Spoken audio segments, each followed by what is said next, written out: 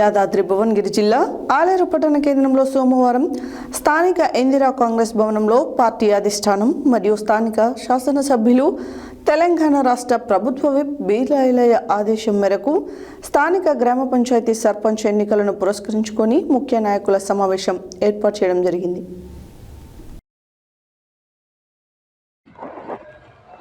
యాదాద్రి భువనగిరి జిల్లా ఆలేరు పట్టణ కేంద్రంలో సోమవారం రోజున స్థానిక ఇందిరా కాంగ్రెస్ భవనంలో పార్టీ అధిష్టానం మరియు స్థానిక శాసనసభ్యులు తెలంగాణ రాష్ట్ర ప్రభుత్వ విప్ బీర్లా ఐలయ్య ఆదేశం మేరకు స్థానిక గ్రామ పంచాయతీ సర్పంచ్ ఎన్నికలను పురస్కరించుకొని ముఖ్య నాయకుల సమావేశం ఏర్పాటు చేయడం జరిగింది.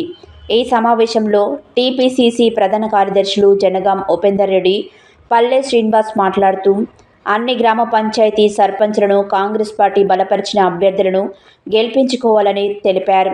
ఇచ్చిన హామీలను కాంగ్రెస్ పార్టీతోనే సాధ్యమైందని అన్నారు. గ్రామంలో అభివృద్ధి కావాలంటే అధికార పార్టీ బలపరిచిన సర్పంచ్లను గెలిపించుకుంటే స్థానిక ఎమ్మెల్యేతో గ్రామాలను అభివృద్ధి చేసుకోవడానికి అవకాశం ఉంటుందని తెలిపారు. ఈ కార్యక్రమంలో పట్టణ కాంగ్రెస్ పార్టీ అధ్యక్షుడు ఎంఏ ఏజాజ్, మండల కాంగ్రెస్ పార్టీ అధ్యక్షులు కొండ్రాజు వెంకటేశ్వరరాజు, ఆలేరు మాజీ municipal councillor Chinthalapani Sunitha, Srinivas Reddy, PACS director Kattegummala Sagar Reddy, market committee director Eggidi Yadagiri, Modikonda Srikanth, Eggidi Srisailam, Bandi Nagaiah, Nagilla Karunakar Reddy, ఎండి బాబా తదితరులు పాల్గొన్నారు. కాంగ్రెస్ పార్టీ రేవంత్ రెడ్డి గారి నాయకత్వంలో, మరి సోనియా గాంధీ గారి నాయకత్వంలో, రాహుల్ గాంధీ నాయకత్వంలో, మల్లికార్జున ఖర్గే నాయకత్వంలో బ్రహ్మాండంగా తెలంగాణలో రైజింగ్ అనే పదంతో 2047 ప్రణాళిక రచించుకొని మరి ప్రజలకు కానీ, కార్మికులకు కానీ, మరి అన్ఎంప్లాయీస్ కానీ, అందరికీ, మహిళలకు కానీ, ఎవరెవరు ఉన్నారో మన జనం ఆ ప్రజలకు అందరికీ మంచి సంక్షేమ పథకాలు, ఊహించని భారతదేశంలో ఊహించని పథకాలు తెలంగాణకు తీసుకొచ్చిన మాట వాస్తవం. ఉదాహరణకు మీకు అందరికీ అన్నీ తెలుసు, మనం రోజు టీవీలలో వింటున్నాం. మంచి మంచి పథకాలు. వాళ్ళు 1 లక్ష రుణమాఫీ చేస్తే మనం 2 లక్షల రుణమాఫీ ఏకకాలంలో చేసాం. వాళ్ళు రైతు భరోసా 5,000 ఇస్తే మనం 6,000 రూపాయలు ఎకరానికి ఇచ్చినాం. మరి ఏ విషయంలో సన్నబియ్యం కానీ వాళ్ళు దొడ్డు ఇస్తే మనం సన్నబియ్యం ఇచ్చినాం. కరెంటు బిల్లు 200 యూనిట్లకు ఉచితంగా ఇచ్చినాం. మరి మహిళలకు ఉచిత బస్సులు ఇచ్చినాం. మహిళలను కోటీశ్వరులు చేసేందుకు మహిళలకు సాధికారత ఇచ్చి వడ్డీ లేని రుణాలు ఇచ్చినాం. ఈనాడు గత 10 సంవత్సరాల్లో మహిళలు మొత్తం కనుమరుగైపోయినారు. వాళ్ళకి సెల్ఫ్ హెల్ప్ గ్రూప్లకు అప్పులు లేకుండా పోయినాయి.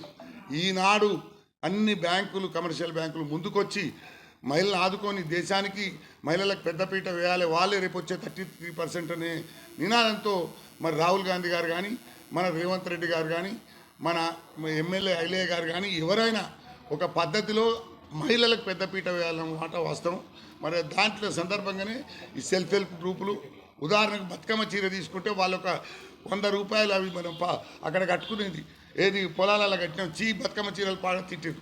అటువంటి బతుకమ్మ చీరలు కాకుండా ఒక క్వాలిటీగా కట్టుకునే విధంగా మరి అలా మనం తోటి మహిళలకు అందరికీ గుంపులు సెల్ఫ్ హెల్ప్ గ్రూపులే కాకుండా అందరి మహిళలకు మనం ఇచ్చే ప్రయత్నం చేస్తున్నమాట. రోజులో కంప్లీట్గా ఇచ్చిన మాట నిలబెట్టుకొని కాంగ్రెస్ ప్రభుత్వం ముందుకు పోతుందని కోరుకుంటూ రాబోయే పంచాయతీ ఎలక్షన్లో తప్పకుండా రేవంత్ రెడ్డి నాయకత్వాన, మరి కోమటిరెడ్డి వెంకరెడ్డి గారి నాయకత్వాన, బీర్లా ఐలయ్య నాయకత్వాన భారీ ఎత్తున అన్ని గ్రామాల్లో తప్పకుండా 100% సర్పంచులు గెలుచుకుంటామని కోరుకుంటూ జై కాంగ్రెస్. కాంగ్రెస్ ప్రభుత్వాన్ని నమ్ముతుంది. ఎందుకంటే కాంగ్రెస్ వాళ్ళు అన్నది ముందట ఇందిరమ్మ ఇండ్లు పడుతున్నాయి, 2వ ఫేజ్లో మనం 2005 ఇచ్చిన ఇండ్లు పడుతున్నాయి, ఇప్పుడు ప్రత్యక్షంగా 5 లక్షలు ఇండిపెండెంట్ అవపడుతుంది. కాబట్టి కాంగ్రెస్ పార్టీని అది చేస్తున్నారు. తర్వాత పార్టీలో కొందరు పార్టీ అని చెప్పి పార్టీకి ద్రోహం చేస్తుండ్రు. అలాంటి వారిని ఎలక్షన్స్ తెల్లారి పార్టీ సస్పెండ్ చేయక తప్పదు.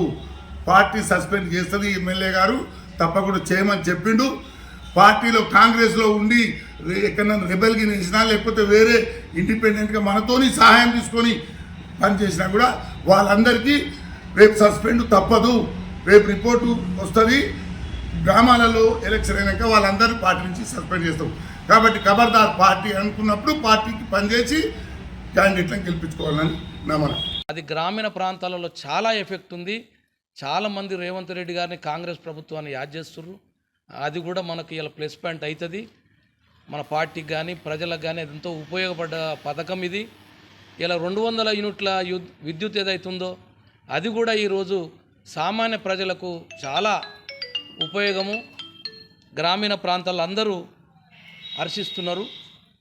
ఇంకా చెప్తే ఉచిత బస్సు పథకం కూడా ఈనాడు మహిళలు ఎక్కడికి వెళ్ళాలన్నా ఉచిత బస్సు ద్వారా వెళ్తురు కాబట్టి అది కూడా కాంగ్రెస్ పార్టీ ఇచ్చిన గొప్ప వరము.